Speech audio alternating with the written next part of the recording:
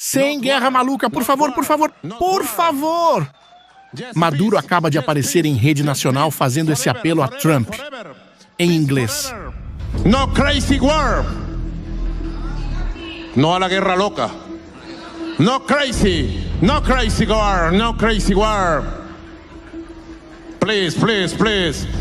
Yes, peace. Peace forever. Peace forever.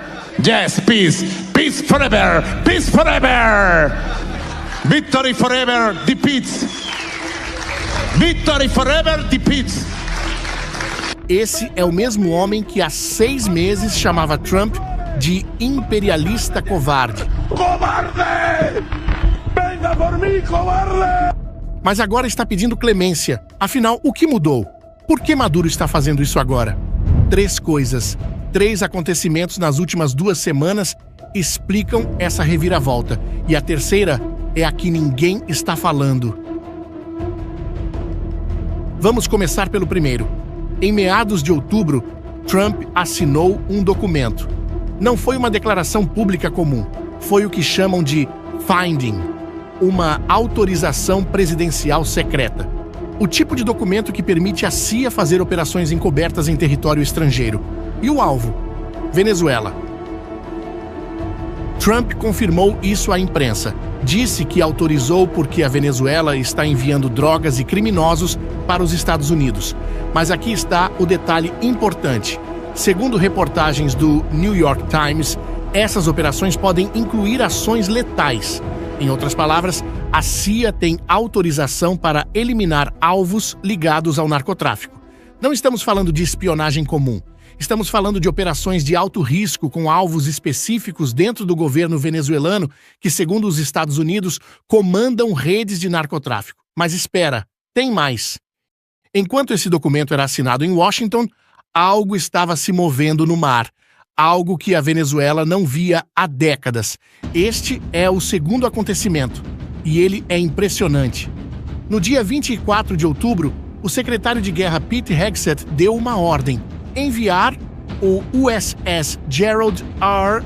Ford para o Caribe. Agora você pode estar pensando, ok, é só mais um navio. Mas não é só mais um navio. O Gerald R. Ford é o maior porta-aviões, o mais poderoso e mais avançado do planeta. Ele não viaja sozinho. Vem com 3 destroyers de guerra: o USS Mahan, o USS Bainbridge e o USS Winston Churchill. 3 esquadrões de caças F-18. 2 esquadrões de helicópteros de ataque MH-60. É o que chamam de grupo de ataque. E quando um grupo de ataque com o Gerald R. Ford é destacado para uma região, não é para treino. É porque algo sério está prestes a acontecer. E tem um detalhe histórico aqui. Essa é a maior mobilização militar dos Estados Unidos no Caribe em décadas. Portanto, não se trata apenas de pressão diplomática. É demonstração de força militar real com capacidade de ataque imediata. Mas aqui vem o terceiro acontecimento. E esse é o que mudou tudo. No dia 23 de outubro, um dia antes de Maduro fazer aquele apelo desesperado, o ministro da Defesa da Venezuela, Vladimir Padrino, disse algo que ninguém deveria dizer publicamente. Ele confirmou: sabemos que a CIA está presente na Venezuela. Pense nisso por um segundo. E sabemos que a CIA, está allí presente, no solamente en Venezuela, sino en todas partes del mundo donde no haya embajada. Donde haya una embajada, mejor dicho, de los Estados Unidos, allá estará operando la CIA. Así que O ministro de Defesa acaba de confirmar que agentes de inteligência estrangeira estão operando dentro do país dele. Por que alguém admitiria isso? Porque eles sabem que não conseguem esconder, porque a situação já fugiu do controle. Padrino continuou: podem enviar quantas unidades quiserem. Qualquer tentativa vai fracassar. Mas, francamente, a forma como ele disse isso não parecia de alguém confiante.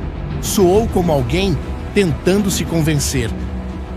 E foi exatamente no dia seguinte que Maduro apareceu na TV estatal dizendo: "No Crazy War, please, please, please." Agora você entende o desespero? Não é apenas uma troca de farpas. É sobre eventos reais acontecendo em sequência. E quer saber por que os Estados Unidos está fazendo isso? Por conta do cartel de Los Soles. Segundo autoridades americanas, esse é um grupo de narcotráfico comandado por militares de alto escalão venezuelanos. E Trump não está apenas acusando membros do governo. Ele acusa o próprio Maduro de ser o chefe desse cartel. Pense no que isso significa. Se as acusações forem verdadeiras, a Venezuela não é apenas um país mal administrado, é um narcoestado. Um país onde a estrutura militar e política foi capturada por organizações criminosas que movimentam toneladas de cocaína para os Estados Unidos. Trump designou esses cartéis como organizações terroristas internacionais e dobrou a recompensa pela captura de Maduro para 50 milhões de dólares. O secretário de guerra Pete Hegseth foi direto ao ponto. Estas são organizações terroristas estrangeiras designadas. São o Estado Islâmico e a Al-Qaeda do hemisfério ocidental. Ele deixou claro que os militares americanos vão tratar essas redes da mesma forma que trataram a Al-Qaeda. Por essa razão, na perspectiva dos Estados Unidos, isso não é uma invasão, é combate ao terrorismo, é eliminação de redes criminosas que, segundo Trump, matam cerca de 300 mil americanos todos os anos. É autodefesa e tem um ponto que torna essa situação ainda mais grave. Trump também mencionou que, segundo ele, a Venezuela aproveitou as fronteiras abertas do governo anterior para esvaziar prisões e instituições psiquiátricas, enviando criminosos para os Estados Unidos. Na visão dele, Maduro não está apenas traficando drogas, está deliberadamente exportando criminalidade. E eles não ficaram apenas nas palavras, já começaram a agir. Nas últimas semanas, os Estados Unidos já realizaram 10 bombardeios contra embarcações suspeitas. 43 pessoas morreram. Segundo autoridades americanas, eram traficantes em operações ilegais de transporte de narcóticos. E é por isso que, quando Maduro implora no Crazy War Please, ele sabe que os Estados Unidos estão falando sério desta vez. As ações militares já começaram, a CIA já está operando e Trump deixou claro publicamente: acho que vamos apenas matar as pessoas que estão trazendo drogas para o nosso país, certo? Vamos matá-las. E a resposta de Maduro? Bem, ele está transformando a Venezuela em uma fortaleza. Enquanto fazia aquele apelo público em inglês, seu governo estava mobilizando 5.000 mísseis antiaéreos portáteis Igla-S. São mísseis russos, os mesmos que estão sendo usados na Ucrânia para derrubar helicópteros e aviões de ataque. 5.000. Isso não é defesa simbólica. Qualquer fuerza militar del mundo sabe el poder de los Iglas. Y Venezuela tiene nada más y nada menos que 5.000 Iglas en los puestos claves de la defensa antiaérea para garantizar ¿qué? La paz, la estabilidad, la tranquilidad de nuestro pueblo. Más de 5.000. Y el rancho ardiendo. Para el que entendió, entendió. Além disso, as Forças Armadas venezuelanas realizaram exercícios militares em 73 pontos ao longo da costa. Cada ponto desses é uma posição defensiva. Cada exercício é uma mensagem clara. Analistas militares chamam isso de defesa assimétrica. Maduro sabe que não pode vencer uma guerra convencional contra os Estados Unidos. Ninguém pode. Mas ele pode tornar uma operação militar tão custosa, tão complicada, que force um impasse. E tem mais um elemento: as milícias bolivarianas.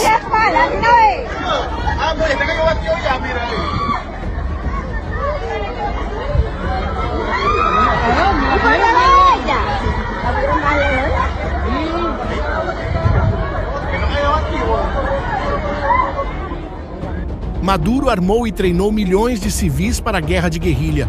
Se forças americanas entrarem em território venezuelano, não vão enfrentar apenas o exército regular. Vão enfrentar uma população mobilizada, armada com mísseis russos. Mas é fato que a força militar americana é incomparavelmente superior. Mas então, o que podemos esperar daqui para frente? Bom, existem 3 cenários que analistas militares estão considerando.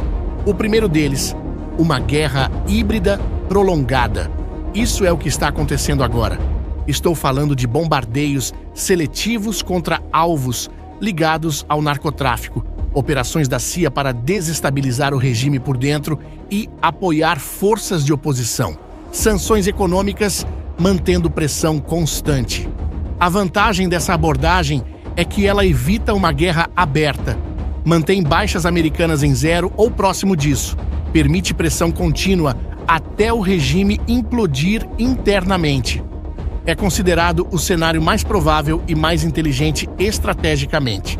O segundo cenário seria uma campanha aérea limitada, ataques de mísseis de cruzeiro e bombardeios aéreos contra alvos estratégicos específicos dentro da Venezuela, bases de operações do cartel, sistemas de defesa aérea, centros de comando e controle. A ideia seria degradar a capacidade militar do regime rapidamente, forçando uma transição de poder sem colocar tropas no solo. Mas aqui existe um risco para os Estados Unidos, porque um ataque que não consiga neutralizar completamente a liderança pode acabar fortalecendo Maduro politicamente. O último cenário seria uma operação terrestre em grande escala, o cenário mais improvável, mas o mais definitivo. Estimativas de analistas militares indicam que seria necessário entre 50 mil e 150 mil soldados para uma operação bem-sucedida de remoção do regime e estabilização inicial. Para comparação, a invasão do Iraque em 2003 usou cerca de 150 mil tropas. Uma operação dessa escala seria significativamente maior que a do Panamá em 1989 contra Noriega. A geografia venezuelana favorece a defesa, montanhas, selvas densas, áreas urbanas complexas, e aqueles 5 mil mísseis russos representam uma ameaça real para helicópteros e aeronaves de suporte. Mesmo que as forças convencionais venezuelanas fossem rapidamente derrotadas, e quase certamente seriam, dado o poder de fogo americano, uma fase de estabilização enfrentaria desafios. Milícias armadas, células do cartel operando em modo insurgente, terreno difícil. Uma ocupação prolongada seria custosa em vidas e recursos. Portanto, esse terceiro cenário existe como opção, mas seria escolhido apenas se os primeiros 2 falhassem completamente em remover a ameaça. O importante é entender que os Estados Unidos têm opções escalonadas, ou seja, podem aumentar ou diminuir a pressão conforme necessário. Podem calibrar a resposta ao nível da ameaça e têm a capacidade militar para executar qualquer um desses cenários se decidirem que é necessário para proteger a segurança nacional. Mas independente de qual cenário se desenrole, existem consequências que vão além da Venezuela. Um conflito mais intenso geraria uma nova onda de refugiados, milhões de venezuelanos fugindo, muitos deles provavelmente tentando chegar aos Estados Unidos ou países vizinhos como Colômbia e Brasil. Isso colocaria pressão adicional nas políticas de imigração e nos aliados regionais. Também haveria impacto temporário nos mercados. Qualquer conflito em uma região produtora de commodities cria volatilidade. Embora a produção venezuelana já esteja muito reduzida devido à incompetência do regime, qualquer interrupção pode afetar preços. E existe o fator geopolítico. Rússia e China têm investimentos na Venezuela e fornecem suporte ao regime de Maduro. Uma mudança forçada de regime criaria tensões com essas potências, embora seja improvável que se envolvam militarmente na defesa de Maduro. Portanto, estamos falando de uma situação complexa, onde eliminar uma ameaça terrorista reconhecida tem custos e consequências que precisam ser calculados. E isso nos leva ao início do vídeo. No Crazy War, Please. Maduro sabe que está encurralado. A CIA está operando dentro do país dele. O maior porta-aviões do mundo está a algumas horas da costa venezuelana. 10 bombardeios já aconteceram. e Trump deixou claro que vai continuar eliminando traficantes. Mas Maduro também armou seu país com 5.000 mísseis russos, mobilizou milhões de milicianos e está apostando que a ameaça de um conflito prolongado e custoso vai fazer os Estados Unidos optarem pela pressão contínua em vez de invasão. É um jogo de apostas altas.